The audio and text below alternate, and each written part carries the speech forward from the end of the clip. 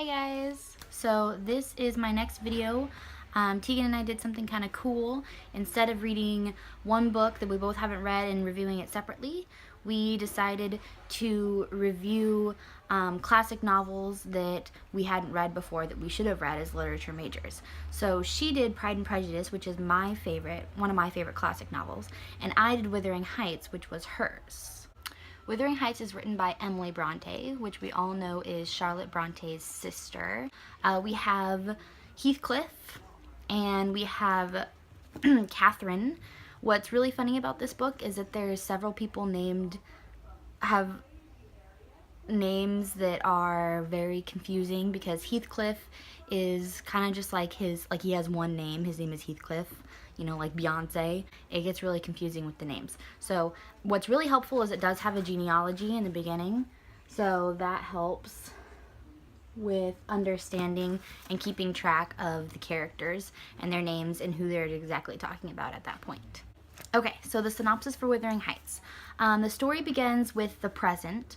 A Mr. Lockwood has come to Thrushcross Grange to rent it out from Heathcliff, who lives at Wuthering Heights, which are the names of the estates.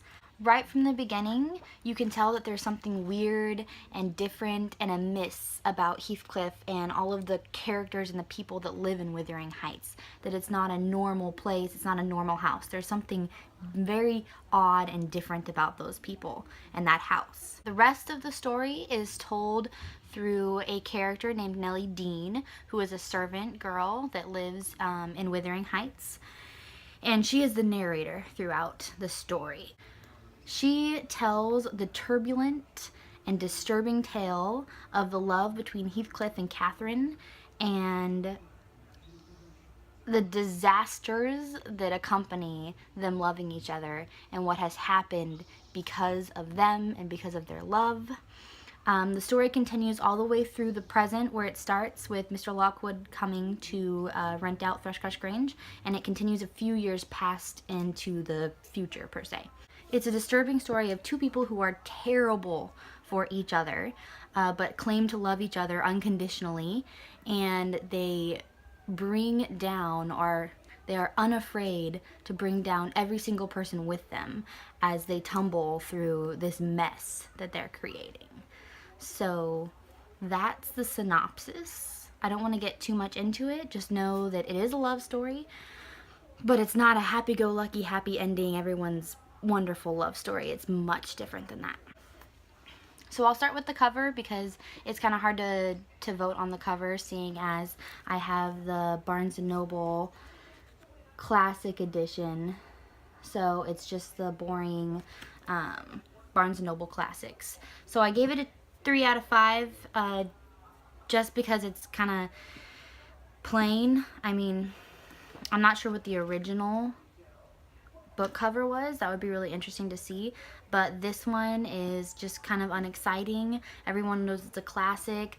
It doesn't really matter about the book cover as much, just because it's not about like the book cover picking this book up, it's the title. For the plot, I gave it a 5 out of 5.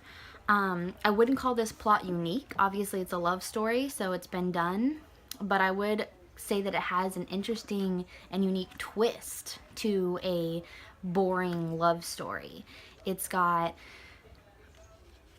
love, but it's got vindictive love, disturbing love, things that happen in it that are crazy. The people do crazy things, they act in a crazy way, they're not as normal and boring as you would expect them to be. They are the complete opposite of all of those things. With that said, obviously the characters, I'm giving a 5 out of 5. The characters in this book, they steal the show.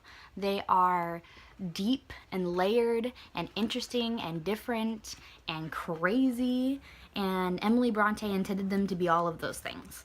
And that's what I love about this book, is that the characters are not your simple tropes. They're just so different. They're their own people.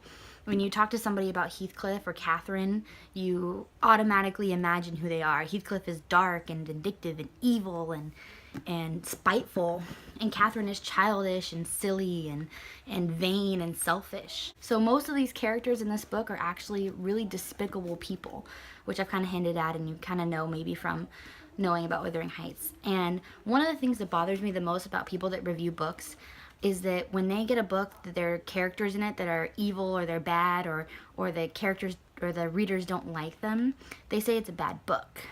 But in my opinion, because you can obviously tell that Emily Bronte has written these characters in that way specifically, that she did exactly what she intended to do. She made the reader absolutely hate these characters, hate them. And that's what she wanted. You're not meant to like these characters. You're not meant to relate to them. You're not meant to understand them. They're people that are supposed to be so, yeah, you're just not supposed to understand them. You're supposed to dislike them. And I did. I disliked them, and I loved how much I disliked them. You could just tell how well the characters are written. They're very, very well written characters. Writing style, I gave it a 5 out of 5 because I enjoyed it. I liked the way it was structured. I actually really liked Nellie Dean as the narrator. A lot of people don't like the where an author sets up a character as a narrator and it's kind of like, oh, that's so the easy way out of telling a story. But I like the way it was set up because you can kind of tell that Nellie has some bias, that maybe you're not getting an objective opinion of the story of what has happened, but it's more objective than it would be if it was told from Catherine's point of view, or from Heathcliff's point of view, or from anyone else's point of view.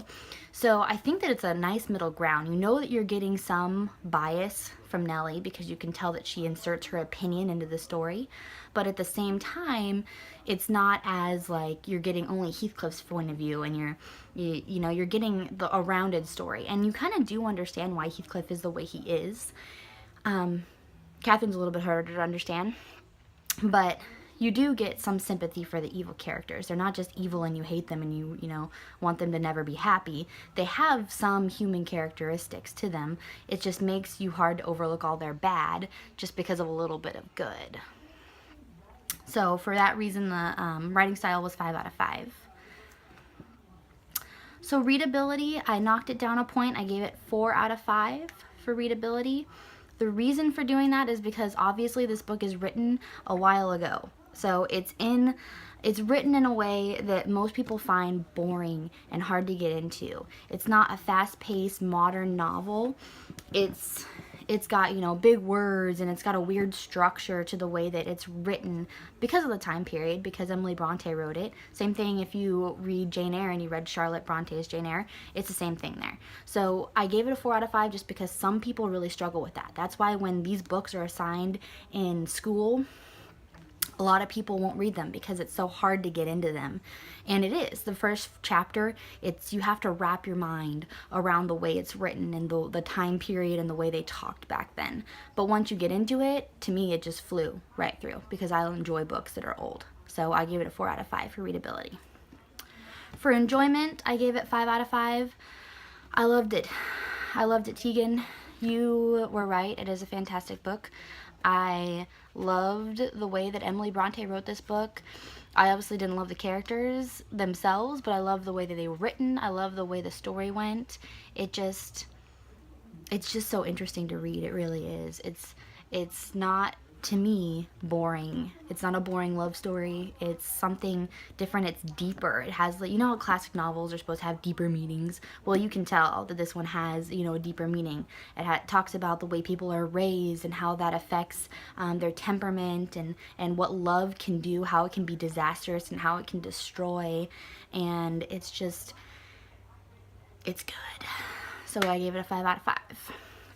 That leaves the total. The total is also a 5 out of 5. I definitely recommend you reading this if you haven't read it yet.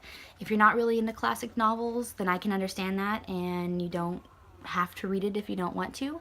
But to me, it is written well. It is a great story. It has a great message underneath it, and it was definitely worth the read. I'm really glad that Tegan and I decided to do this where we read classic novels.